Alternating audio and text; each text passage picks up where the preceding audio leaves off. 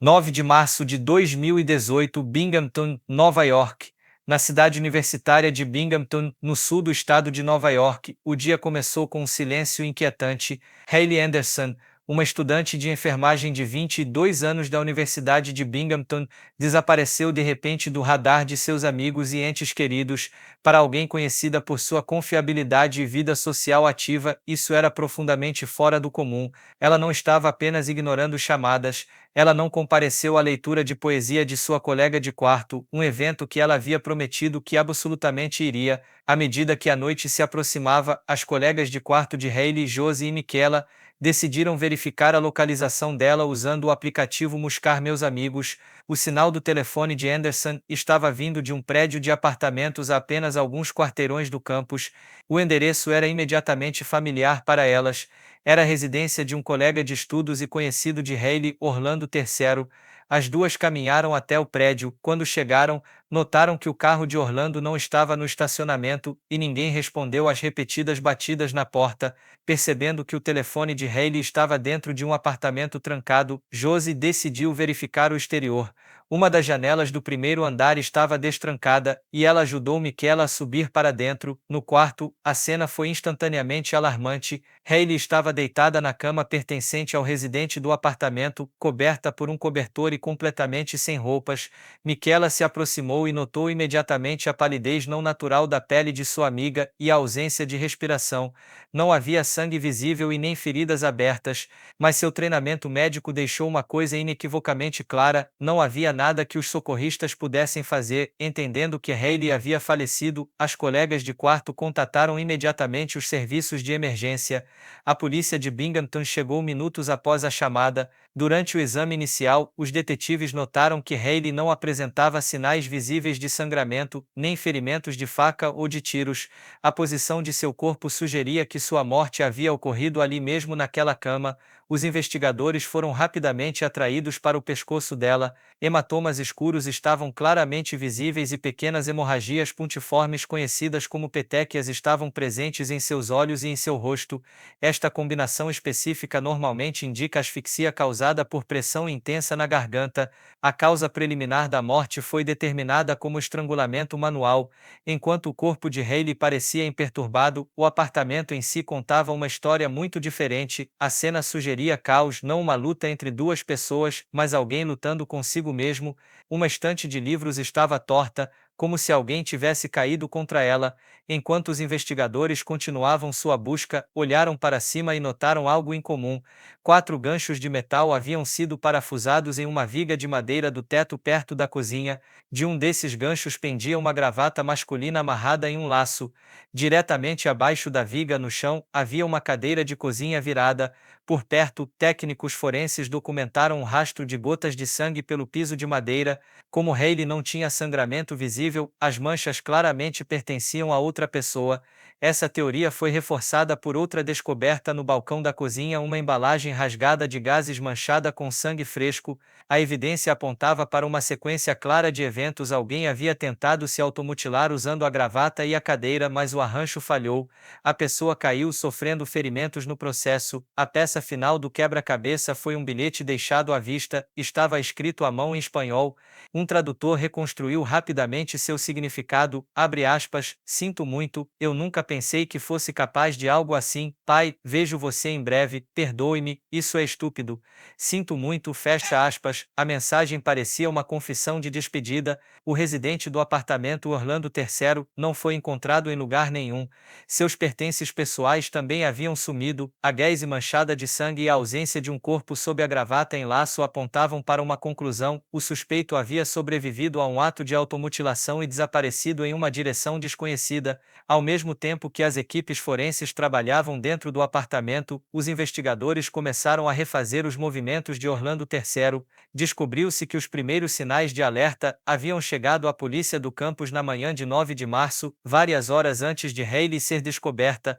A irmã de Orlando havia contatado os policiais pais após receber mensagens perturbadoras de seu irmão. Nelas, terceiro se referia a si mesmo como um perdedor e mencionou que havia deixado seu carro no Aeroporto Internacional John F. Kennedy. Naquele momento, os policiais de patrulha não tinham fundamentos legais para forçar a entrada. Eles verificaram o endereço, confirmaram que o veículo não estava lá e foram embora. Agora, com uma jovem encontrada morta no quarto e um bilhete de despedida descoberto dentro do apartamento, aquela chamada da manhã assumiu um significado muito mais sinistro. Ficou claro que o bilhete era parte de uma cena encenada ou de um plano abandonado, e que o suspeito havia escolhido fugir. Detetives contataram imediatamente a segurança do aeroporto JFK. A viagem de Binghamton para a cidade de Nova York leva aproximadamente 3 horas. Essa janela deu a terceiro uma enorme vantagem inicial. Enquanto amigos procuravam por Haley e a papelada ainda estava sendo processada, o suspeito já estava fora do estado e possivelmente fora do país. A investigação transformou-se em uma corrida contra o tempo que a polícia parecia estar perdendo a cada minuto que passava. Enquanto isso, às 4 da tarde daquele mesmo dia, a tragédia chegou à porta da mãe de Haley em Westbury. Karen Anderson tinha acabado de voltar do trabalho quando notou um sedã preto estacionado do lado de fora. 2 homens em ternos escuros saíram do carro. De dentro de casa, ela observou enquanto um dos detetives parava antes de se aproximar dos degraus da frente e bebia um longo gole de uma garrafa de água, um pequeno gesto que revelava o peso da conversa que viria. Quando Karen abriu a porta, os policiais não entraram em detalhes. Sua breve mensagem continha apenas 3 palavras-chave: um crime grave, o endereço de Orlando e Haley. Nenhuma explicação adicional foi necessária para ela entender a finalidade do que havia acontecido. Enquanto a polícia iniciava uma busca internacional, Karen Anderson ligou para um amigo próximo, não querendo enfrentar a notícia da morte de sua filha sozinha. Para entender o peso total desta perda, é preciso voltar para onde a história de Haley Anderson começou. Ela nasceu e foi criada na comunidade de Westbury, em Long Island. Sua mãe, Karen, frequentemente lembrava de um detalhe pequeno mas revelador: Haley nasceu exatamente na data prevista para o parto, um tipo de pontualidade que mais tarde definiria seu caráter. Aos 22 anos, Anderson não era apenas uma estudante, ela estava entre os melhores desempenhos da conceituada Escola de Enfermagem Decker da Universidade de Binghamton.